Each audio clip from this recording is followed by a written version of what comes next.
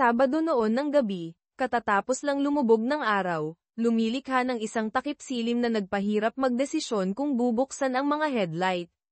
Hindi na kailangang magdesisyon ni Mark Evans, pumapasok na siya sa kanyang garahe sa isang tahimik na kalye sa Sharpsburg. Ilang sandali lang, isang lalaking payat at maitim ang buhok ang lumabas mula sa isang side door, bitbit ang isang duffel bag, briefcase, at laptop. Dahil sa maraming taon ng karanasan, nagawa niyang hawakan ang mga gamit ng madali. Pumasok siya sa kanyang bahay nang hindi tinatawag ang kanyang asawang si Lisa, dahil alam niyang wala siya sa bahay. Pumunta siya sa sala, inilalagay ang kanyang briefcase at laptop sa sopa at ang kanyang garment bag sa hagdan. Isinabit niya ang kanyang coat sa closet malapit sa pintuan sa harap, pagkatapos ay inalis ang kanyang jacket at kurbata, kinakalag ang mga pang-itaas na butones ng kanyang shirt. Kagagaling lang niya mula sa isang regional meeting ng mga manager sa ABC Industries, bagaman hindi siya teknikal na isang manager, kundi ang top systems analyst, ang kanyang supervisor, na mahusay sa pag-organisa ng staff pero walang alam tungkol sa computer systems, ay kinailangan siya sa meeting sa Pittsburgh. Sinabi niya sa kanyang asawa na babalik siya sa Lunes, sinasabing ang meeting ay susundan ng weekend seminars. May mga dahilan siya para dito at ayaw niyang bumalik ng masyadong maaga. Naghihinayang na hindi nagdala ng komportableng damit sa biyahe, alam niyang kukwestiyonin ni Lisa kung bakit. Ngayong nasa bahay na, naligo siya at nagpalit ng jeans at polo shirt. Pagkatapos kumain ng mabilisang tira-tirang pagkain at isang bote ng beer, binasa niya ang lokal na pahayagan sa sala. Nagpapanggap na isang asawang nagpapahinga pagkatapos ng isang biyahe, sa totoo lang, nagpapalipas siya ng oras, humaharap sa isang personal na krisis. Napagdaanan na niya ang denial pero humaharap pa rin sa anger, bargaining, depression, at acceptance. Lampas hating gabi, nilinis niya ang kusina, napagtanto na ito ay procrastination. Dahil walang makitang ibang solusyon, nagsuot siya ng light jacket at tumungo sa side door. Naaalala ang isang bagay, bumalik siya sa sala, nagpadala ng email mula sa kanyang laptop, pagkatapos ay umalis sa bahay. Pagkatapos ng 5 minuto sa garahe, nagmaneho siya paalis, nagsasara ang pintuan ng garahe sa likuran niya. Sa 7:37 AM, sinagot ng isang Sharpsburg emergency operator ang isang tawag. Emergency. Ano ang iyong emergency? Sagot ng isang batang babaeng boses. Kailangan ko ng pulis. Sa tingin ko may krimeng naganap. Nasaan po kayo, ma'am? Tanong ng operator. Nasa payphone ako sa Park Drive malapit sa George Washington Park, sagot niya. Ang operator, naiintindihan ang mahinang koneksyon, ay nagtanong, anong krimen ang naganap, ma'am? Inatake o ninakawan ka ba? Nag-atubili ang batang babae bago sumagot, hindi ako. Okay lang ako. Tumakbo ako sa parke sa Access Road papunta sa mga picnic area at nakita ko ang isang kotse na nakaparada doon.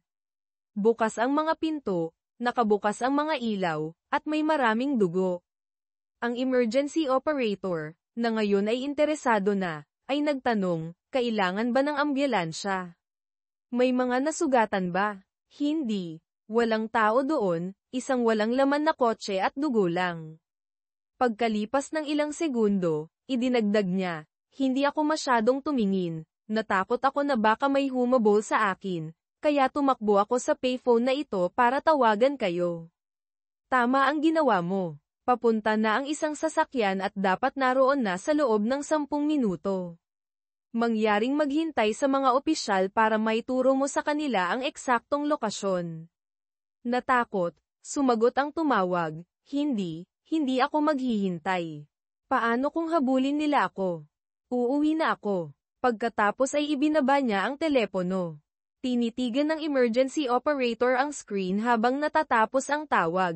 Damn it, sana hindi ko nailihis ang mga opisyal mula sa isang bagay na mas importante. Bandang 2:00 ng hapon, dumating si Detective Peter Nesbitt sa bahay ng mga Evans. Isang babaeng blonde ang pumasok sa driveway habang bumababa siya sa kanyang kotse. Agad niya itong nilapitan. "Excuse me, hinahanap ko si Mrs. Evans." Lumingon siya, hinihila ang isang malita mula sa kotse, at sumagot, "Ako si Lisa Evans." "Kilala ba kita?" "Hindi po, ma'am. Ako si Detective Peter Nesbit mula sa Sharpsburg Police. Sinusubukan naming hanapin ang iyong asawang si Mark Evans. Natagpuan ang kanyang kotse na inabandona sa George Washington Park kaninang umaga." Ipinakita niya ang kanyang badge at ID. Mukhang nag-aalala si Lisa. Ngunit pagkatapos ay sinabi niya, nasa Pittsburgh si Mark, palagi niyang iniiwan ang kanyang kotse sa airport. "Nagkakamali ka siguro." Iginiit ni Detective Nesbit, "Sigurado kaming kotse niya iyon. Pareho ang license plate at VIN sa kanyang rehistro." Nalilito, naglakad siya papunta sa side door. Kung kotse niya iyon, malamang ninakaw iyon sa airport. "Wala na akong ibang masasabi sa iyo." Pinilit ni Nesbit, "Kailan mo huling nakausap ang iyong asawa? Maaari mo ba siyang tawagan ngayon para matiyak na nasa Pittsburgh siya? Mayroon ba siyang cellphone na maaari mong tawagan?" Huminto si Lisa. Ibinaba ang kanyang bag, at kinalkal ang kanyang pataka para sa kanyang telepono. "Tinawagan niya ako kahapon ng umaga mula sa Pittsburgh. Tatawagan ko siya ngayon." Dinyal niya ang kanyang numero, ngunit may isang telepono ang tumunog sa bulsa ng detective. Sinagot niya ito, "Hello." Nagulat si Mrs. Evans, nagtanong, "Paano mo nakuha ang cellphone ni Mark?" Sumagot si Nesbit, "Hindi ko ito maibibigay sa iyo. Ebidensya ito sa isang posibleng malaking krimen. Natagpuan ito sa kotse ng iyong asawa." Si Lisa, na mas nag-aalala ngayon, ay nagtanong, "Malaking krimen? Anong ibig mong sabihin?" "Ang kotse ng iyong asawa ay natagpuang bukas ang mga pinto at may isang butas ng bala. Kailangan namin siyang hanapin para alisin siya bilang biktima o sospek. Maaari mo bang tawagan ang kanyang hotel sa Pittsburgh?" Kinuha ni Lisa ang kanyang briefcase at sinabi, "Sige, nasa address book ko ang numero ng hotel. Palagi siyang nag-stay sa parehong Holiday Inn. Pumasok ka, at aayusin natin ito." Sa loob ng kusina, agad niyang natagpuan ang numero at tinawagan ang hotel, ngunit pagkatapos ibaba ang telepono, lumingon siya sa detective. Nasa sala ang briefcase at laptop ni Mark. "Hindi ko maintindihan." Ang detective, na mukhang nag-iisip, ay tinawagan ang kanyang kasamahan. "Hi, Dave, si Pete ito. Kailangan ko ng search warrant para sa bahay ng mga Evans. Kailangan nating malaman kung si Mr. Evans ay isang biktima o isang sospek. Dalhin mo ito dito ASAP. Maghihintay ako." Ibinaba niya ang telepono at umupo sa tapat ni Lisa. "Search warrant. Maaari kayong maghalughog hanggat gusto ninyo, magtanong lang kayo. Gusto kong hanapin ninyo ang aking asawa." Sumagot si Detective Nesbit, "Kailangan kong sundin ang protocol. Kung sangkot ang iyong asawa sa anumang ilegal, anumang ebidensyang matagpuan ng walang warrant ay hindi maaaring gamitin sa korte." Galit si Lisa. Sinabi, "Ilegal. Hindi sangkot si Mark sa anumang ilegal. Nagtatrabaho siya sa mga computer." Nagtanong si Nesbit, "Bakit siya bumalik sa bayan nang hindi nagsasabi sa iyo?" Namutla si Lisa at bumulong, "Oh no, hindi siya maaaring." Nataranta. Sinabi niya, "Wala akong ideya kung bakit siya umuwi ng maaga. Ang alam ko lang ay hindi siya sangkot sa anumang ilegal." Lumaki ang kanyang pagkatakot. Baka nasaktan si Mark kung saan, kailangan ninyo siyang hanapin. Sinabi ni Detective Nesbit, nang mas malumanay, "Wala pa tayong alam na sigurado, Mrs. Evans. Kailangan kong gawin ang mga bagay ng tama. Lahat ng aming opisyal ay naghahanap sa iyong asawa. Bakit hindi ka gumawa ng kape habang hinihintay natin ang warrant?"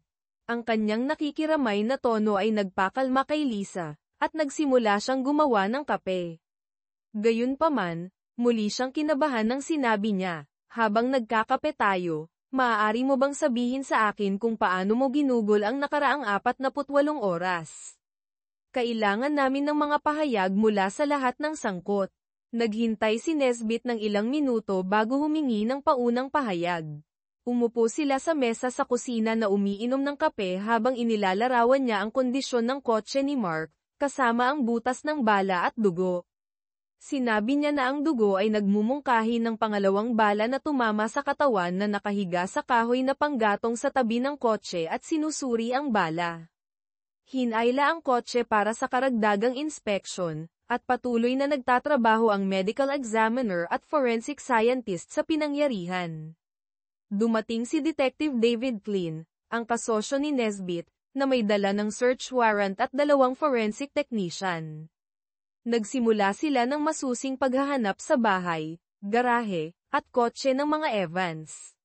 Nakipag-ayos si Nesbit kay Lisa upang kolektahin ang labaha at sipilyo ni Mark para sa DNA comparison. Labis na nabalisa si Lisa kaya hiniling ni Nesbit na manatili siya sa sopa habang tinatapos nila ang paghahanap. Pagkatapos ng 1 oras, nagpasya silang kunin lamang ang briefcase, laptop, at DNA samples ni Mark. Ang laptop ay password protected. Mrs. Evans, alam mo ba ang laptop password ng iyong asawa?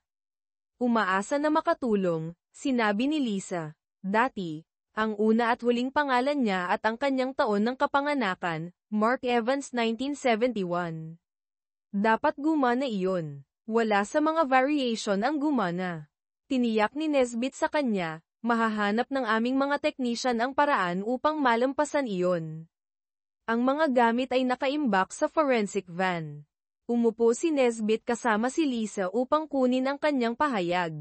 Kaya, Mrs. Evans, kailangan ko ng ilang pangunahing impormasyon tungkol sa iyong kinaroroonan nitong weekend. Simulan natin sa Sabado ng umaga. Huminga ng malalim si Lisa. Noong Sabado ng umaga, naglinis ako sa bahay. Tumawag si Mark mula sa Pittsburgh bandang 1:00 o 1:30, humihingi ng paumanhin dahil hindi siya makauwi. Namili ako hanggang 4:30, pagkatapos ay umuwi ako. Pagkatapos ng hapunan bandang 7:30, pumunta ako sa bahay ng isang kaibigan at doon natulog. Ngayong umaga, nagising ako ng huli, naglaan ako ng oras, at nakauwi ako bandang 2:00. Habang nagpapaliwanag siya, lalo siyang naging tense, nakatitig sa sahig at kinakapit ang kanyang mga kamao. Tinapos ni Detective Nesbit ang pagsusulat, isinara ang kanyang notebook, at sinabi, baka kailangan namin ng mas maraming detalye sa ibang pagkakataon, Mrs. Evans. Sapat na ito sa ngayon, ngunit maging handa na magbigay ng higit pa kung kinakailangan. Isinilid niya ang kanyang notepad at panulat, pagkatapos ay tumayo upang sumama sa iba na naghahanap sa garahe at kotse. Bago umalis, nagtanong siya, mayroon ka bang kamakailang full-length na mga larawan ng iyong asawa? Makakatulong din ang isang magandang headshot, ang mayroon lang kami ay ang kanyang larawan sa driver's license. Naglakad siya papunta sa Furry Place, sumusulyap sa mga larawan ng kasal. Mabilis na kumuha si Lisa ng isang photo album. Narito ang ilang kamakailang mga larawan, Detective. Pumili ka. Umupo sila ng magkatabi, at pumili si Nesbit ng isang group photo at isang headshot ni Mark. Magiging perpekto ang mga ito. Iniabot ni Lisa sa kanya ang mga larawan, at nagtanong siya, kaanak ba ang lalaki sa larawan? Kung kailangan namin ng DNA sample, makakatulong ang isang miyembro ng pamilya kung hindi namin magagamit ang labaha o sipilyo. Sumagot si Lisa, hindi, iyon si Blakemore, ang matalik na kaibigan ni Mark mula noong elementarya. Walang malapit na kamag-anak si Mark. Nagpasalamat si Nesbit sa kanya at sumama sa iba sa garahe. Si Lisa, na mukhang malapit nang umiyak, ay nanatili sa mesa sa kusina. Nakaramdam si Nesbit ng pakikiramay para sa kanya, nawawala ang kanyang asawa at posibleng sangkot sa isang seryosong insidente. Ang katotohanan na hindi niya alam na nasa bayan siya ay nagdagdag sa misteryo. Tinapos ng mga detective at forensic expert ang paghahanap sa garahe at kotse. Nakakita sila ng mga mantsa ng dugo sa gas at brake pedals ng kotse ni Lisa, na nagtulak sa kanila na ito para sa karagdagang inspeksyon. Habang nagliligpit ang mga teknisyan, pinag-usapan ng mga detective ang kaso. Si Nesbit, nakaharap sa side door, ay nagsabi sa kanyang kasosyo, "Ano ang opinyon mo kay Mrs. Evans?" "May mga duda ako, lalo na sa dugo sa kanyang kotse."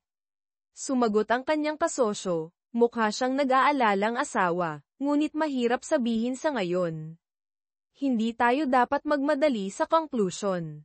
Nagpasya si Nesbit, "Tingnan natin ang kanyang reaksyon kapag sinabi natin sa kanya ang tungkol sa dugo at pagtow sa kanyang kotse." Kumatok sila at pumasok sa kusina, na ginulat si Lisa, na nasa kanyang cellphone. Mabilis niyang tinapos ang tawag. "Bumalik na kayo. Akala ko tapos na kayo."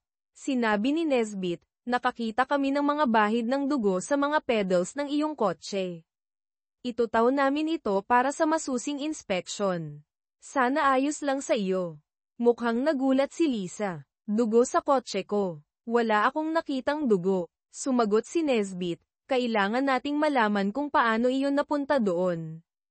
Kung may kaugnayan ito sa insidente sa parke, ipipilit namin ang mga sagot. Kailangan din namin ang mga sapatos na suot mo ngayon. Hindi ako nakapunta sa parke sa loob ng ilang linggo. Hindi ko maintindihan kung paano nagkaroon ng dugo sa kotse ko." Iniabot niya sa kanya ang kanyang mga sapatos at pagkatapos ay bumagsak sa isang upuan, tinatakpan ang kanyang mukha at humihikbi. Napagtanto ng parehong mga detective na kailangan nila ng mas maraming impormasyon at nagpaalam. Iniiwan si Lisa na nakasalampak sa upuan sa kusina. "Ano sa tingin mo, Dave? Isa ba siyang nag-aalalang asawa o isang mahusay na aktres? Napansin mo ba na nasa telepono siya at mabilis na ibinaba?" Umiling si David Klein. "Hindi ko alam, Pete. Mukha siyang sincere, ngunit kung ang dugo sa kanyang kotse ay sa kanyang asawa, maaaring sangkot siya. Dapat nating kausapin ang kanilang mga kaibigan at kapitbahay. Baka may alam ang isang tao. Malamang kausap niya ang kanyang matalik na kaibigan. Oo, ang paghahalukay ay maaaring makatulong. Gusto kong malaman kung bakit siya umuwi ng maaga, iyon ang maaaring maging susi." Ibinulsa ni Detective Nesbit ang mga sapatos bilang ebidensya. Dahil magkahiwalay silang dumating, nagmaneho silang pabalik sa istasyon ng mag-isa, bawat isa ay sinusubukang unawain ang mga pahiwatig. Ginugol nila ang natitirang bahagi ng kanilang shift sa mga ulat. Kinabukasan, dumating ng maaga sina Peter at Dave, sabik na sumabak sa kaso. Sinalubong sila ng forensics at medical examiner reports. Inabot ng 1 oras para basahin ang mga ito. Napansin ni Peter, pareho ang itinuturo ng mga ulat, ngunit hindi tayo dapat magmadali. Tingnan natin kung ano pa ang mahahanap natin mula sa computer. Samantala, dapat nating kausapin ang kanyang abogado at mga kasamahan. Sumang-ayon si David, at binisita nila ang abogado ni Mark, si Robert Graham, na agad silang binigyan ng ilang minuto ng kanyang oras. "Hindi ko maaaring talakayin ang legal na sitwasyon ng aking kliyente. Ano ang kailangan ninyo, detective?" Sinabi ni Detective Nesbit, "Kailangan namin ang kumpirmasyon ng mga email na ito na ipinadala sa iyo mula sa computer ni Mark Evans. Gusto naming tiyakin na hindi lamang mga draft ang mga ito." Inabot niya ang 4 na pahina. Kinumpirma ng abogado, ang mga ito ay mga orihinal. Maaari kong kumpirmahin ang pagtanggap. Nagpasalamat ang mga detective sa kanya at tumungo sa kanilang kotse, nagpapalitan ng mga ngiti. Papunta sa ABC Industrial, sinabi ni Peter, "Gaya ng nabanggit mo, karaniwang sangkot ang asawa, ngunit mayroon pa tayong dapat gawin sa trabaho ni Mark." Dinala sila sa opisina ng kanyang supervisor. Nanguna si Detective Klein. "Iniimbestigahan namin ang pagkatagpo ng kotse ni Mark Evans sa George Washington Park. Maaaring nabasa ninyo na ito. Mayroon kaming ilang mga tanong." Tiniyak sa kanila ng boss ni Mark ang kanyang kooperasyon. "Mahalagang empleyado si Mark. Ano ang kailangan ninyong malaman? Una, dapat bang manatili si Mark sa Pittsburgh hanggang Biyernes ng gabi? Iniulat na mayroon siyang mga seminar sa Sabado at Linggo. Kailangan nating kumpirmahin ang kanyang schedule. Mabilis na sumagot ang boss ni Mark, walang mga kaganapan na naka-schedule si Mark para sa weekend. Inaasahan ko siyang babalik noong Biyernes ng gabi. Itinala ito ni Detective Klein at nagpatuloy, may napansin ka bang anumang kakaiba kay Mark kamakailan? Anumang bagay sa kanyang isip?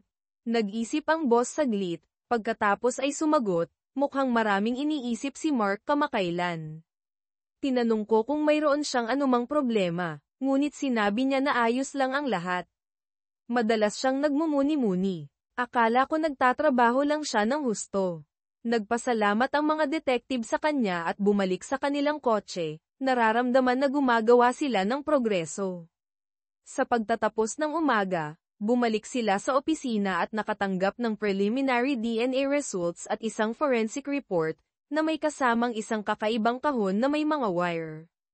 Nang mayroon ng mas maraming piraso ng puzzle, nirepaso nila ang kanilang mga tala at impormasyon sa isang interrogation room. Tiwala na mayroon silang mas mahusay na pag-unawa, nagpasya silang bisitahin muli si Lisa Evans, na dumating sa bahay ng mga Evans bandang 3 p.m. Hindi sila tumawag ng maaga para hindi siya handa. Mukhang nagulat si Lisa nang makita niya sila.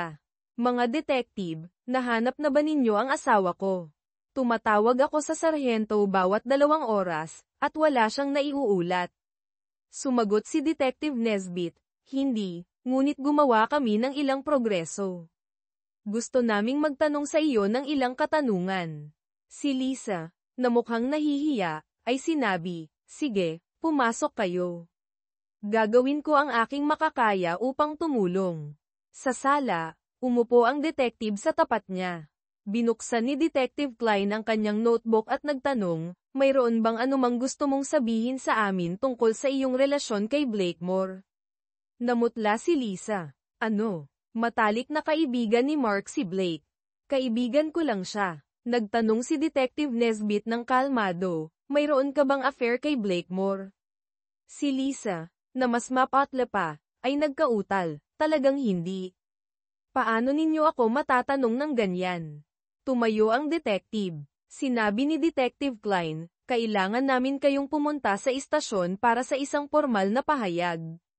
Nataranta si Lisa. Ano? Ako ba ay inaaresto? Bakit kailangan kong pumunta sa istasyon? Hindi ka pa inaaresto. Kailangan namin ng isang opisyal na pahayag. Maaari kang magkaroon ng abogado kung gusto mo. Mabilis na sumagot si Lisa, hindi ko kailangan ng abogado. Pupunta ako sa istasyon. Gagawin ko ang lahat para makatulong na hanapin si Mark. Inihatid ni Lisa ang mga detective sa kanilang kotse. Nang nasa istasyon na, dinala nila siya sa isang madilim na interrogation room na idinisenyo upang lumikha ng isang negatibong kapaligiran. Hihilingin namin sa iyong maghintay dito habang kinukolekta namin ang aming mga dokumento. Sigurado ka bang hindi mo gusto ang isang abogado? Binigyan siya ni Detective Nesbit ng isa pang pagkakataon upang magpasya. Tumanggi siya, umiling, ang kanyang asul na mga mata ay puno ng luha. Umalis ang detective sa silid, tinitiyak na nakabukas ang mga kamera. Sinabi ni Detective Klein sa kanyang commanding officer, gusto ko ng isang mahusay na pag-record ng lahat ng sinabi. Sa tingin ko malulutas natin ang kasong ito. Lumapit si Peter Nesbit na may mga file. Magkape muna tayo, hayaan natin siyang magkaroon ng kaunting oras upang magmuni-muni.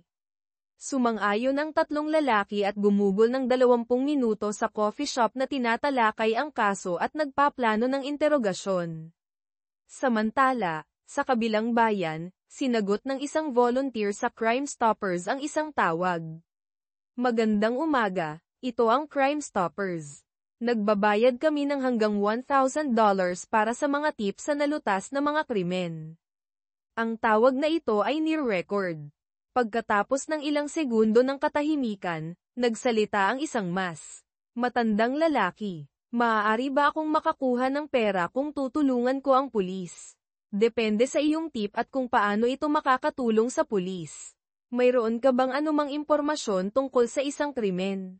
Nagkaroon ng isa pang paghinto bago sinabi ng tumatawag, makukuha ko ba kaagad ang pera? Paano kung lokohin ako ng pulis? Ang pera ay hindi mula sa pulis, kaya hindi ka nila lolokohin.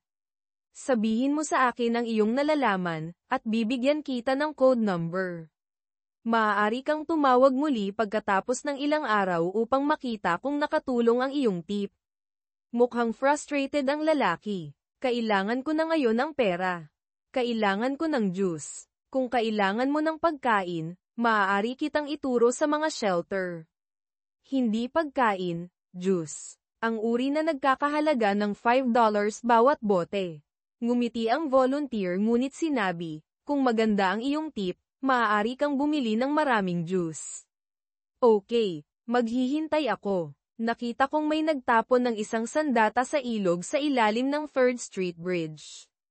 Linggo iyon ng umaga. Mayroon siyang ripple at 2 pala.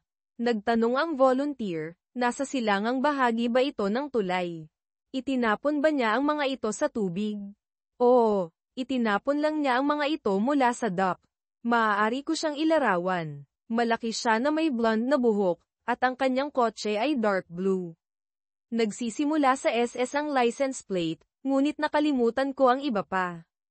Itinala ng volunteer ang impormasyon at sinabi, nasa akin na ang lahat ng kailangan namin. Ang iyong numero ay 127. Tumawag muli pagkatapos ng ilang araw, at ipapaalam namin sa iyo kung nakatulong ito sa pulis. Ipinasa ng voluntaryo ang impormasyon sa opisyal na tagapag-ugnay ng pulisya. Isang diver ang ipinadala sa loob ng 1 oras at mabilis na natagpuan ang mga bagay. Ang armas ay dinala sa crime lab, kung saan ito ay tumugma sa isang kamakailang pinangyarihan ng krimen sa George Washington Park. Isang ulat ang ipinadala sa mga detective, at isang technician ang kumuha ng 2 pala mula sa property clerk. Habang umaalis ang mga detective sa coffee shop, sinalubong sila ng isang clerk na naghahatid ng mga ulat ng ballistics at Crime Stoppers. Mga detective, nasa amin ang armas na ginamit sa pamamaril sa George Washington Park. Ang kalakip na ulat ay maaaring humantong sa inyo sa may sala. Inabot ng clerk ang mga ulat. Sinuri ni Klein at Nesbitt ang mga ulat, pagkatapos ay tinawagan ang mga talaan ng sasakyan sa isang computer. Pete, maghiwalay tayo. Tanungin ko ang ating bisita sa interrogation room, at maaari kang kumuha ng isang unipormadong opisyal upang dalhin si Mr. Moore para sa pagtatanong. Mukhang isang plano, Dave.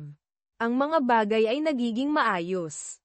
Tinipon ni Detective Klein ang mga ulat at nagtungo sa interrogation room, kung saan naghihintay si Lisa Evans. Samantala, isinaayos ng kanyang partner na bisitahin ng isang unipormadong opisyal ang bahay ni Blakemore. Hindi nagtagal, sila ay patungo na roon. Sa interview room, si Lisa ay nakaupo ng kalmado, hindi nagpapakita ng takot o kalungkutan. Paumanhin sa pagpapatagal sa inyo, Mrs. Evans. Ang silid na ito ay mino-monitor at near-record, sabi ni Detective Klein. Sumagot siya, wala akong pakialam, wala akong itinatago. Sumagot si Klein, magaling. Magsimula na tayo. Mayroon ka bang affair kay Blakemore? Oo, hindi. Lumaylay ang mga balikat ni Lisa, at tumingin siya sa malayo. Oo, bulong niya. Ipinakita ni Klein sa kanya ang mga papeles mula sa laptop ni Mark. Mayroon kaming patunay ng iyong affair. Alam ng iyong asawa. Ipinadala niya ang mga ito sa kanyang abogado, nagpaplano ng diborsyo sa batayan ng infidelity. Ipinapakita ng mapa na ito ang iyong mga pagbisita sa bahay ni Moore. Mukhang nagulat si Lisa. Paano nalaman ni Mark? Itinaas ni Klein ang isang maliit na device. Inilagay niya ang tracker na ito sa iyong kotse, mino-monitor ang iyong lokasyon sa real-time. Tinitigin niya ang device. Alam ni Mark sa loob ng ilang linggo, at gusto niya ng diborsyo. Nagsimula siyang umiyak. Ipinagpatuloy ni Klein, dinokumento ni Mark ang iyong mga interaksyon kay Moore. Ang huling mapa ay mula noong Sabado ng gabi nang siya ay nawala. Nag-email siya sa kanyang abogado na sinasabi na haharapin niya kayo at natatakot siyang maaresto. Sabi ni Lisa, ngunit hindi nagpakita si Mark sa bahay ni Blake. Ginugol ko ang gabi doon. Sumagot si Klein, ipinapakita ng mga preliminary na resulta ng DNA na ang dugo sa parke ay sa kanya. Natagpuan namin ang armas na ginamit, na nauugnay sa iyong kasintahan. Ang tanong ay, hanggang kailan mo ito itatago? Giit ni Lisa, walang ginawa si Blake kay Mark. Magkasama kami buong gabi. Idinagdag ni Klein, natagpuan din namin ang dugo ng iyong asawa sa iyong kotse at sa iyong sapatos. Kinukuha na ng aking partner si Mr. Moore ngayon. Sino man ang magsabi sa amin kung ano ang nangyari at kung saan matatagpuan ang katawan ni Mark ay makakakuha ng mas magandang deal. Tahimik si Lisa, halatang halata na nagulat habang tinipon ni Klein ang mga papeles at naghintay sa kanyang sagot. Inabot ni Detective Klein kay Lisa ang mga ulat ng pagsusuri ng dugo, ngunit bahagya niya itong sinulyapan. Hindi maaaring patay si Mark. Mahal ko siya. Kailangan ko siya. Humihikbi siya. Halatang halata na labis na nababagabag. Sasabihin din iyan ni Blake sa inyo. Kung nasaktan si Mark sa parke, wala kaming kinalaman doon. Umiyak siya sa isang gusot na basa na panyo. Binigyan siya ni Detective Klein ng ilang minuto upang makabawi. Nang mukhang mas kalmado na siya, sinabi niya, walang alinlangan na patay na ang iyong asawa. Ipinasya ng medical examiner na mayroong higit sa 75% na posibilidad batay sa pagkawala ng dugo at ang kawalan ng paggamot sa anumang pasilidad sa county. Inabot niya sa kanya ang ulat at mga larawan ng pinangyarihan. Nang makita ang madugong mga larawan, sumiklab muli siya sa pag-iyak. Iiwan ko muna kayo ng ilang minuto para mag-isip. Hindi mo tinutulungan ang iyong sarili sa pamamagitan ng pagtanggi sa responsibilidad. Umalis si Klein sa silid, inilagay ang mga ulat sa kanyang desk, at umiling. Habang dumadaan siya sa kanyang commanding officer, nagtungo siya sa break room para sa kape, habang mino-monitor ng kanyang commander si Lise sa camera ng interrogation room. Si Detective Nesbeth, na nag-iisip tungkol sa kaso, ay nagmaneho patungo sa bahay ni Blakemore, nakasalubong doon ang isang patrol car. Halos nagulat si Nesbeth nang agad na sagutin ni Blakemore ang pinto. Oo, mga opisyal, paano ko kayo matutulungan? Tanong ni Moore, nang makita ang pulisya. Nagpakilala si Detective Nesbeth. Ako si Detective Nesbeth, narito tungkol sa pagkawala ni Mark Evans. Kailangan ka namin sa istasyon para sa pagtatanong. Naroon ngayon si Mrs. Evans, at mayroon kaming mga katanungan na nangangailangan ng iyong input. Tanong ni Moore, ako ba ay arestado? Alam kong nawawala si Mark, ngunit hindi ko alam kung paano ako makakatulong. Mayroon kaming mga katanungan na maaari mong matulungan na sagutin. Sumama ka sa amin. Hindi ka arestado. Si Moore, masyadong natigilan upang lumaban, ay sumama sa kanila sa unmarked car. Umupo siya sa likod, sumusunod sa protocol ng departamento. Bumaling si Detective Nesbit sa kanyang partner. Magtungo na tayo sa istasyon. Sa daan, tinanong ni Nesbit si Moore, gaano mo kakilala si Mrs. Evans? Siya lamang ang asawa ni Mark sa akin. Bakit mo tinatanong? Sagot ni Moore, nag-uusisa lang. Ano ang ginagawa mo, Mr. Moore? Nagpapatakbo ako ng isang landscaping company, Moore's Landscaping. Marami kaming komersyal na trabaho, kahit na para sa lungsod, sabi ni Moore, bahagyang nakaka-relax. Sa istasyon, si Moore ay inilagay sa isang interrogation room sa tabi ng kay Lisa. Tinipon ni Detective Nesbeth ang mga folder ni Klein at sinimulang tanungin si Moore. Noong una, itinanggi ni Moore ang affair, ngunit ang ebidensya mula sa mga email at surveillance report ay nagtulak sa kanya na umamin. Inamin niya na ang affair ay tumagal ng halos 4 na buwan, ngunit iginiit na wala sa kanila ang nakasakit kay Mark, at hindi sila umalis sa kanyang bahay noong gabing nawala si Mark. Habang pinipilit siya ni Nesbit, nagmungkahi si Moore ng isang bagong teorya. Kung nalaman ni Mark ang tungkol sa amin, maaari siyang nagalit, o kumuha pa ng isang tao upang magmukhang kami ay kasangkot. Mayroon kaming kasaysayan ni Mark. Sumagot si Nesbit, Nasa amin ang armas na ginamit, inilarawan ng isang saksi na nakita ka sa iyong kotse, at nagbigay ng karamihan sa iyong numero ng plaka. Huwag mong subukang sabihin na binuo ka ni Mark gamit ang isang detalyadong pagpapakasira sa sarili. Si Blakemore ay naging balisa at sinabi, hindi mo kilala si Mark. Kami ay magkaibigan mula pa noong elementarya, ngunit natutunan ko na huwag makialam sa kanyang mga kasintahan, o sa kanyang asawa. Noong high school, nakipag-date ako sa isa sa kanyang mga kasintahan sa likod niya. Nang malaman niya, tinakat niya ako kahit na mas malaki at mas malakas ako. Binalaan niya ako na lilikadatay niya ako kung gagawin ko ulit iyon. Ang detective, bahagyang natatawa, ay sumagot, kaya natatakot ka sa kanya, ngunit nagkaroon ka pa rin ng affair sa kanyang asawa. Si Blake, na kumakalma, ay sinabi, hindi ko siya mapigilan. Nagtayo ito sa loob ng maraming taon, at ilang buwan na ang nakalipas ay gumawa ako ng hakbang. Nagkikita kami simula noon. Hindi ako makapaniwala na nalaman niya. Kami ay sobrang ingat. Sinuri ng detective ang mga ulat. Ang mga affair ay kadalasang humahantong sa homicide. Sa tingin ko ikaw at si Lisa ay nagplano nito. Maaari kang magsalita ng malinaw o harapin ang maximum penalty. Iyong pagpili, giit ni Blake, wala kaming kinalaman doon. Kung nalaman ni Mark, maaari siyang gumawa ng isang bagay na marahas, marahil ay binuo niya kami. Sinabi ni Detective Nesbeth, sapat na ang mayroon kami upang saliksikin ang iyong bahay, kotse, at opisina. Umamin ka ngayon para sa leniency. Gamitin mo ang iyong ulo, Blake. Si Blake, na nagalit, ay sinabi, hindi ko sinaktan si Mark. Marahil may ginawa si Lisa, ngunit wala akong alam tungkol dito. Kinuha ng detective ang kanyang mga papeles at umalis sa silid, na sinasabi, kapag nagtutulungan ang mga kriminal, ang isa ay laging sinusubukan na sisihin ang isa. Hindi ka aalis kahit kailan. Sa labas, nakita ni Detective Nesbeth ang kanyang partner na may isa pang ulat. Ang mga pala na natagpuan sa ilog ay mula sa Morse Landscaping. Iniisip ng mga lalaki na ito na hindi namin malalaman, sabi ng kanyang partner.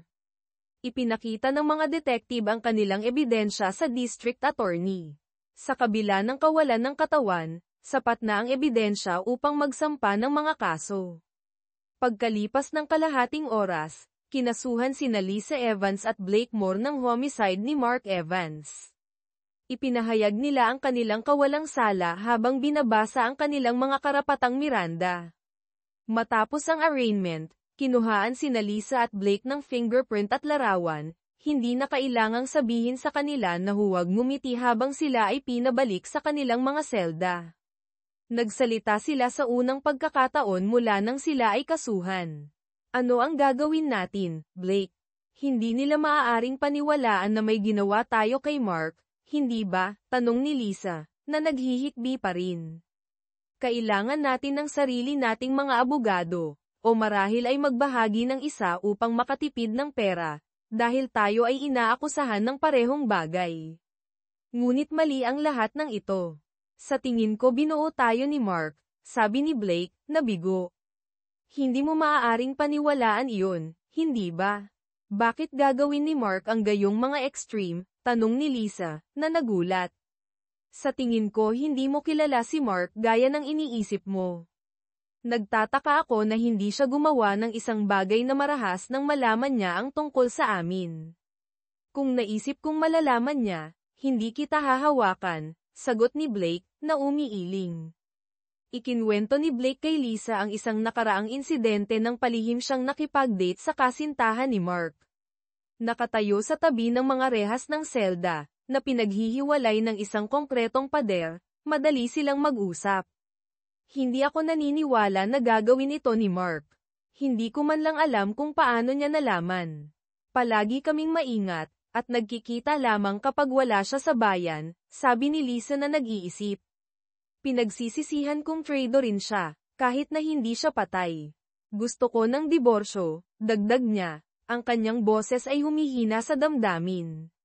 Nakinig si Blake sa kanyang mga hikbi at sinabi, Lisa, itigil mo iyan. Alam mo ang mga panganib noong pumunta ka sa bahay ko. Alam mo ang mga kahihinatnan. Tumahimik siya at sinabing mahina, tama ka. Sana mapatawad niya ako. Pagkatapos ng isang paghinto, iminungkahi ni Lisa, maaari kong tawagan si Robert Graham, ang aming abogado. Maaari niya tayong parehong irepresenta at hatiin ang mga gastos. Sumang-ayon sila, at kumuha si Lisa ng atensyon ng isang opisyal upang tumawag. Gayunpaman, tumanggi si Robert Graham dahil sa kanyang pakikilahok sa mga pagliliti sa diborsyo ni Mark, na inirerekomenda ang kanyang kasamahan, si Basil Smith, sa halip. Sumang-ayon si Lisa, at papunta na si Smith. Natuwa si Blake na marinig ito at nagpasalamat kay Lisa. Naghintay sila sa kanilang mga selda hanggang sa dumating si Basil Smith, isang veteranong abogado. Ang mga pagpapakilala ay maikli, at sinuri ni Smith ang mga kaso. Kaya kayong dalawa ay kinasuhan ng homicide ni Mark Evans. Ano ang sinabi sa inyo ng mga opisyal? Tanong ni Smith. Mrs. Evans, ikaw muna. Ang mga pangunahing punto lamang. Ikinwento ni Lisa ang kanyang kwento, na nagtatapos sa pagluha. Wala akong kinalaman doon. Mahal ko si Mark. Hindi ko siya kayang saktan. Bumaling naman si Smith kay Blake. Ikaw naman, sa madaling sabi. Ibinuod ni Blake ang kanyang karanasan, na iginiit, wala kaming kinalaman sa pagkawala ni Mark. Sa tingin ko inorganisa ito ni Mark upang buuin kami. Si Smith, na nakadarama ng pagmamadali, ay sinabi, kailangan naming mag-focus sa pagpapalabas sa inyong dalawa dito. Ang piyansa ay malamang na itatakda sa $100,000 bawat isa. Magiging problema ba iyon? Si Lisa, na nagulat, ay nagtanong, kailangan ko ba ng $100,000 para sa piyansa? Hindi, 10% lamang, o $10,000 cash, para sa bail bond, tiniyak ni Smith sa kanya. Sumang-ayon sila na kaya nilang pamahalaan ang piyansa at sabik na makalaya. Ipinagbigay alam ni Smith sa kanila, kayo ay i-arraign bukas ng umaga. Itatakda ang piyansa noon, at gagawa kayo ng mga kaayusan upang makalabas. Maghanda na gumugol ng gabi dito. Parehong nagpakita ng masamang reaksyon ang mga kliyente sa pahayag ng abogado. Ipinaliwanag niya na wala siyang magagawa hanggang sa may sampa ang mga kaso. Kapag nakalabas na sila, makikipag-usap siya sa district attorney upang i-unseal ang ebidensya at mas maunawaan ang kanilang kaso. Ibininalak sila sa kanilang mga selda, kung saan walang natulog ng maayos, binigyan ng mamantikang takeout na pagkain, isang kumot lamang, at maingay na mga kasama sa selda. Kinabukasan ng umaga, ng 10:00, nakipagkita sila sa kanilang abogado bago ang korte. Sa kabila ng kanilang gusot na hitsura, ipinasok nila ang kanilang mga plea ng hindi nagkasala, at ang piyansa ay itinakda sa $100,000. Si Blake, na nagmamay-ari ng isang bahay at negosyo, ay mabilis na nakipagnegosasyon ng isang $10,000 bond at pinalaya sa unang bahagi ng hapon. Si Lisa ay hindi gaanong pinalad. Dahil walang nag-iisang pagmamay-ari ng kanyang bahay at natagpuan ang kanyang savings account na walang laman, kinailangan niyang tawagan ang kanyang mga magulang para sa tulong. Pagkatapos ng maraming paghimok, sumang-ayon silang magbigay ng $10,000, gayunpaman, ang pagkaantala ay nangahulugan na ginugol niya ang isa pang gabi sa kulungan, sa pagkakataong ito kasama ang 2 tipsy na kasama. Kinabukasan, matapos malutas ang mga usapin sa pananalapi, pinalaya siya, umuwi, naligo, at hindi pinansin ang mga papasok na tawag. Lumipas ang sumunod na buwan ng mabilis. Nalaman ni Lisa na binawi ni Mark ang pera mula sa kanilang account upang protektahan ang kanyang bahagi bago ang kanilang diborsyo. Natanggap niya ang mga papeles ng diborsyo nang hindi nalalaman kung ano ang ginawa niya sa pera. Nakipagkita sina Lisa at Blake kay Basil Smith ng ilang beses. Nakatanggap si Smith ng mga kopya ng ebidensya at nagplanong makipagkita sa district attorney upang ipawalang bisa ang mga kaso, na pinagtatalunan ang kahirapan ng pagkakaroon ng isang hatol na walang katawan o saksi. Iminungkahi niya ang pagkuha ng isang pribadong investigador upang galugarin kung si Mark ay nag-orkestra ng kanyang sariling pagkawala. Sumang-ayon si Blake, ngunit naniniwala si Lisa na si Mark ay biktima ng isang botched na carjacking. Sa loob ng ilang linggo, walang natagpuan ang investigador. Sinubukan niyang hanapin ang tipster na nag-ulat ng itatapon na rifle at mga pala, ngunit walang nakakilala sa boses mula sa tawag. Hindi nag-follow up ang tipster, na nagdaragdag sa misteryo. Samantala, lumaki ang tensyon sa pagitan ni Lisa at Blake. Matapos siyang palayain, iminungkahi ni Blake na ipagpatuloy nila ang kanilang affair. Tumanggi si Lisa, na sinisisi siya sa kanyang sitwasyon. Wala akong gustong gawin sa iyo maliban sa aming kaso sa korte, sabi niya, na madalas na umiiyak. Ang sagot ni Blake ay malamig, bahala ka, Lisa. Hindi ka nag-iisang babae sa bayan. Nagsalita lamang sila sa kumpanya ng kanilang abogado, pinapanatili ang kanilang distansya kung hindi man. Ang kanilang affair ay naging sobrang lamig. Pagkalipas ng isang buwan mula nang sila ay palayain, isinaayos ni Basil Smith ang isang pagpupulong kay District Attorney Jeff Bagden. Inaasahan ni Lisa at Blake na ibabagsak ang mga kaso, dahil sila ay ginulo ng mga tanong tungkol sa kanilang relasyon. Nag-screen sila ng mga tawag gamit ang caller ID at answering machine, sabik na linisin ang kanilang mga pangalan at sumulong. Si Jeff Bagden, nakakagulat na bata at nakaistilo, ay nagsimula, "Kay tatanggap ko lang ng mga huling ulat mula sa medical examiner at pulisya.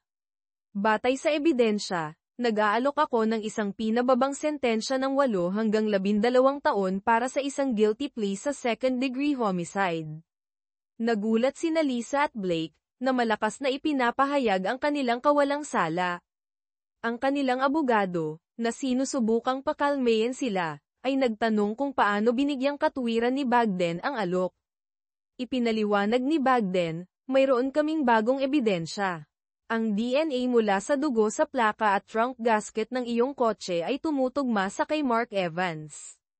Karagdagan pa, ang itim na polyethylene na natagpuan sa ilalim ng kotse ni Mark ay tumutugma sa material mula sa iyong negosyo sa landscaping." Galit na inakusahan ni Lisa si Blake, "Ano ang ginawa mo?" Sumabog si Blake, "Alam mo na wala akong kinalaman doon. Kasama mo ako nang mangyari iyon." Namagitan si Basil Smith, na pinapahinahon silang dalawa. Hinarap niya si Bagden, "Paumanhin sa aking mga kliyente, inaasahan namin na ibabagsak ang mga kaso, at nagulat sila sa iyong pahayag." Si Bagden, na naaaliw, ay sumagot, "Naiintindihan ko, ngunit mayroon kaming sapat na ebidensya upang magtungo sa paglilitis." Kinukumpirma ng ulat ng medical examiner na ang biktima ay nawalan ng labis na dugo upang mabuhay. Ipinapahiwatig ng pinangyarihan ng krimen na ang katawan ay kinaladkad at isinakay sa isang kotse. Tiwala ang prosecution. Inabot ni Bagden ang mga ulat at umalis. Nagmamadaling nakipag-usap sina Lisa at Blake kay Smith, na sinabihan silang tumahimik. Sinabi niya, "Alam kong nagulat kayo. Huwag kayong mag-away. Kailangan naming malaman ang isang depensa. Gusto ninyong tanggihan ang plea deal." Parehong tinanggihan ang deal, kumbinsido na hindi sila mahahatulan.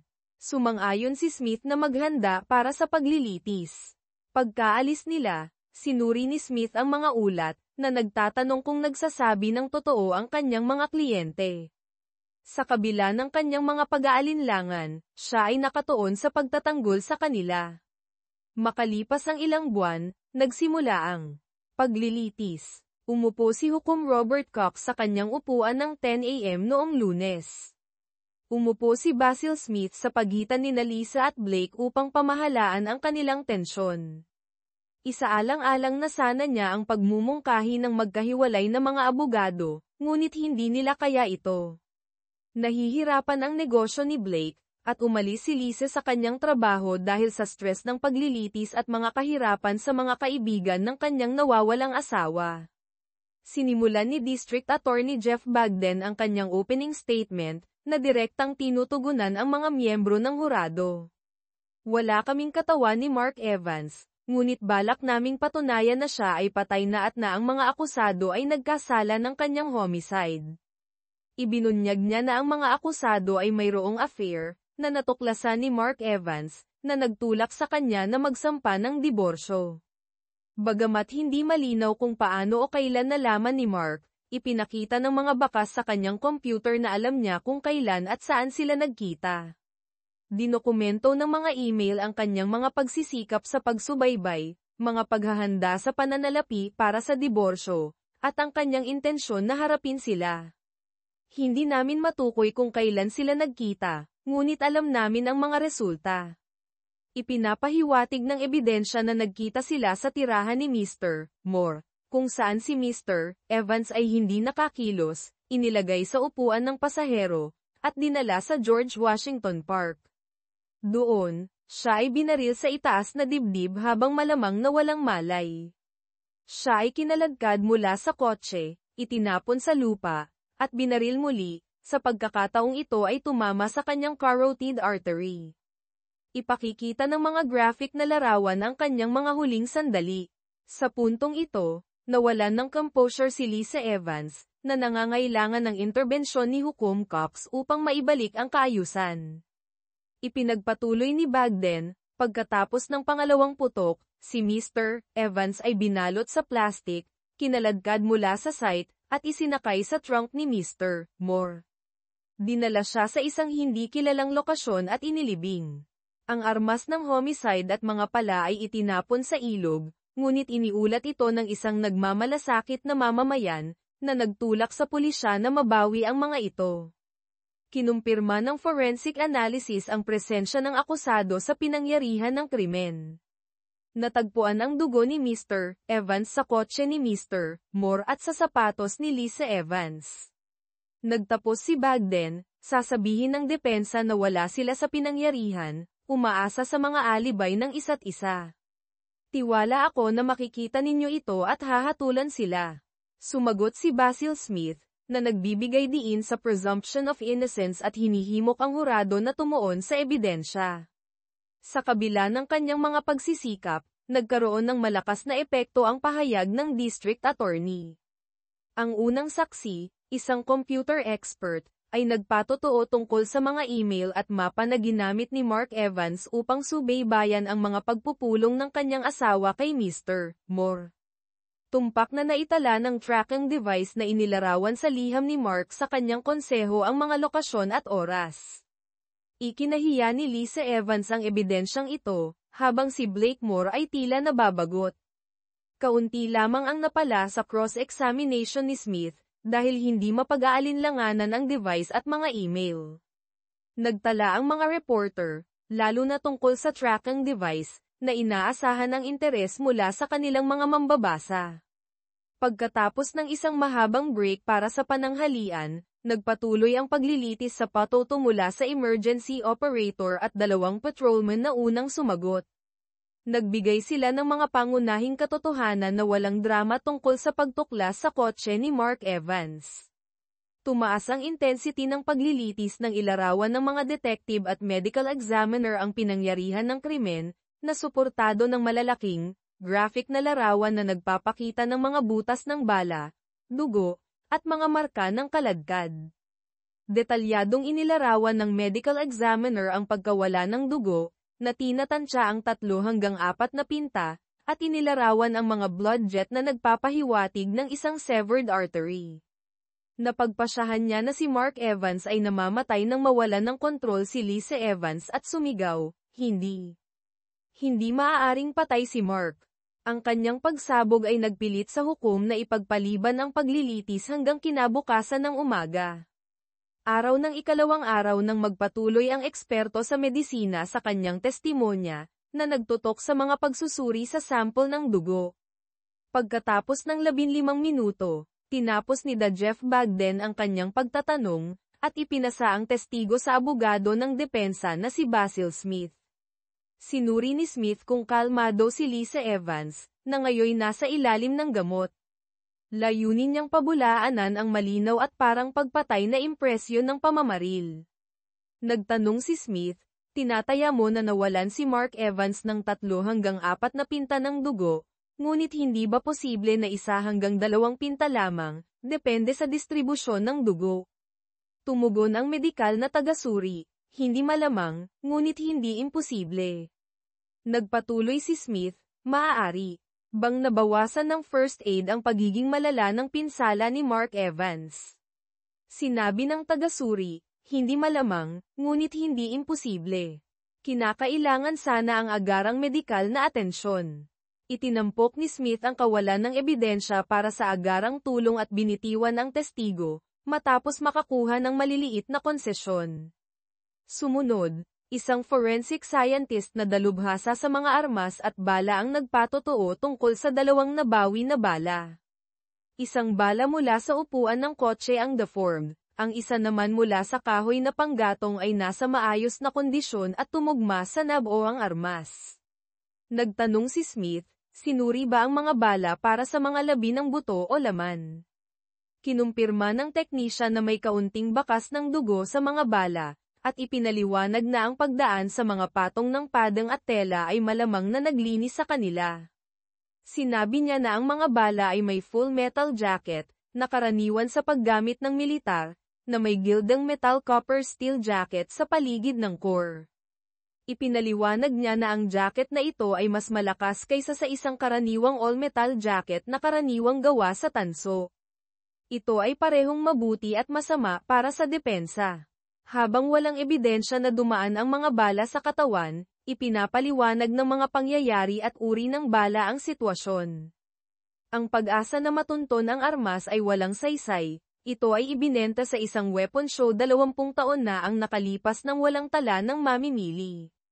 Kinumpirma ni Basil Smith na walang fingerprint o DNA mula sa mga akusado ang natagpuan sa armas o casings, anumang hindi nahugasan ng tubig ilog ay pinunasan bago itapon. Tinalakay ng isa pang technician ang mga pala na natagpuan. Walang mga fingerprint o DNA, ngunit may tatak ang mga ito na Morse landscaping. 14 na magkakaparehong pala ang natagpuan sa negosyo ni Moore. Walang bagong impormasyon ang nagmula sa cross-examination. Nagpatuloy ang mga testigo mula sa Departamento ng Forensic Science at pulisya buong umaga at hapon. Ang pinakamahalagang cross-examination ni Basil Smith ay nangyari sa isang technician na nakakita ng dugo sa kotse ni Blakemore. Inamin ng technician na maaaring itinanim ng isang third party ang dugo, na nagbigay kay Smith ng maliit na tagumpay. Nagkaroon ng komplikasyon sa testimonya mula sa technician sa bahay ni Lisa Evans. Natagpuan ang dugo sa kanyang kotse at sa kanyang kanang sapatos, bagaman inamin ng technician na hindi nila matukoy kung ang dugo ay nailipat mula sa sapatos patungo sa gas pedal o vice versa. Umaasa ang abogado na ang pagdududang ito ay makakatulong kay Lisa. Habang natapos ang mga testigo ng prosecution, nagsimula ang ikatlong umaga sa paglalahad ng ebidensya ng depensa. Ipinapalagay ng mga lokal na pahayagan na mahihirapan ang depensa laban sa ebidensya ng prosecution. Iminungkahi nila na kung walang katawan, magiging mahirap ang isang conviction, lalo na kung isasaalang-alang ang estratehiya ng depensa na magdulot ng pagdududa kung talagang patay na si Mark Evans. Ang unang testigo ng depensa ni Basil Smith ay ang dalubhasa sa pagsusuri ng dugo na si Dr. Wilbur. Nagpatotoo siya na mas magandang trabaho sana ang nagawa sa pagkolekta ng ebidensya ng dugo ng maayos. Ang pagsusuri sa lupa na nababad sa dugo ay maaaring nagbigay ng mas tumpak na pagtatansya ng pagkawala ng dugo. Naniniwala siya na kasing liit ng 1 1/2 pinta ng dugo ang maaaring lumikha ng eksena, at ang isang taong nawalan ng ganong karaming dugo ay maaari pa ring mabuhay. Hindi siya kinwestiyon ng district attorney. Sumunod, nagpatotoo si Blakemore, na nag-aangking inosente at nagmumungkahi na inayos ni Mark ang kanyang sariling homicide. Sinabi niya na hindi siya nagkaroon ng armas, at ang mga pala na natagpuan ay maaaring ninakaw mula sa kanyang mga lugar ng trabaho. Pinanatili ni Basil Smith na maikli ang testimonya, at ipinasa si Moore para sa cross-examination. Nagtanong si Jeff Bagden, bakit sa tingin mo ay aayusin ni Mark Evans ang kanyang sariling homicide? Isinalaysay ni Blake kung paano siya pinagbantaan ni Mark sa high school matapos makipag-date si Blake sa kasintahan ni Mark sa likod niya. Pagkatapos ay nagtanong si Bagden, kaya hindi ito ang unang pagkakataon na nakialam ka sa mga relasyon ni Mark Evans. Hindi mo ba iniisip na kung gusto niyang sirain ang isang tao, ikaw sana ang pinili niya? Hindi direktang nasagot ni Blakemore ang tanong, na nagbubulong na ang kanyang pisikal na kalamangan kay Mark ay pipigil sana sa isang paghaharap. Kaya sa tingin mo ay kaya mong takutin ang iyong kaibigan na kitilin ang kanyang sariling buhay. Iyon ba ang dahilan kung bakit comfortable kang kunin ang kanyang asawa, tanong ng prosecutor, at pagkatapos ay nagpatuloy ng hindi naghihintay ng sagot. Ipinapakita ng iyong mga aksyon na ikaw ay isang narcissist na nag-iisip na maaari niyang makuha ang sinumang babae at balewalain ang pagkakaibigan. Tumutol si Basil Smith, na nagtatalo na ang prosecutor ay nagpapatotoo sa halip na magtanong. Sumang-ayon ang hukom at inutusan ng hurado na huwag pansinin ang huling pahayag ng prosecutor. Sa kabila nito, halata na nabalisa si Blake ngunit umalis sa witness stand nang walang karagdagang komento. Napagtanto ni Basil Smith na sumablay ang testimonya ni Blake ngunit umaasa na makakatulong ang testimonya ni Lisa.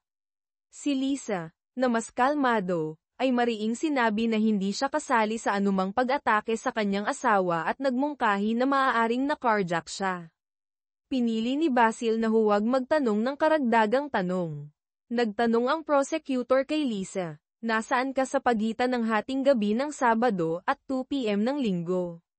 Si Lisa, na nahihiya, ay sumagot, kasama ko si Blakemore sa kanyang bahay mula 8 p.m. ng Sabado hanggang mga 1:30 p.m. ng Linggo. Hindi mo sinagot ng eksakto ang tanong. Sabihin mo sa amin kung ano ang ginawa mo mula hating gabi ng Sabado hanggang Linggo, sabi ni Lisa, na naguguluhan. Nasa kwarto ako ni Blake sa hating gabi. Alam mo, ginagawa namin iyon, at gaano katagal ito tumagal, tanong ng prosecutor. Marahil hanggang pagkatapos ng 1 a.m., inamin ni Lisa, na nahihiya. Pagkatapos, tanong niya, natulog kami hanggang mga 5:45 a.m., sabi niya. Nasa kama ba si Mr. Moore nang magising ka? Oo, naroon siya. Naging abala ulit kami at bumalik sa pagtulog bandang 6:30, pagkatapos ay bumangon kami ng 11 a.m., sabi ni Lisa ng mabilis. Kaya ginaisang mo siya para gawin ulit ng 6:30, linino ng prosecutor. Si Lisa, na nahihiya, ay sumagot, hindi, handa na siya. Ang prosecutor, na nakikita ang reaksyon ng hurado, ay nagpatuloy, sabihin mo sa amin kung paano mo siya ginaisang. Si Lisa, na nagbitiw, ay nagsabi, sinimulan ko na lang siyang gawin. Lumapit ang prosecutor para sa huling dagok. Sinabi mo na mahal mo ang iyong asawa, totoo ba iyon? Matapos ang mariing, oo, ni Lisa, nagpatuloy siya, ginugol mo ang gabi sa kanyang matalik na kaibigan habang tinatapos niya ang kanyang buhay. Paano kami maniniwala na hindi ka kasali sa pagtatapos ng kanyang buhay? Tahimik na umiyak si Lisa, na hindi makasagot.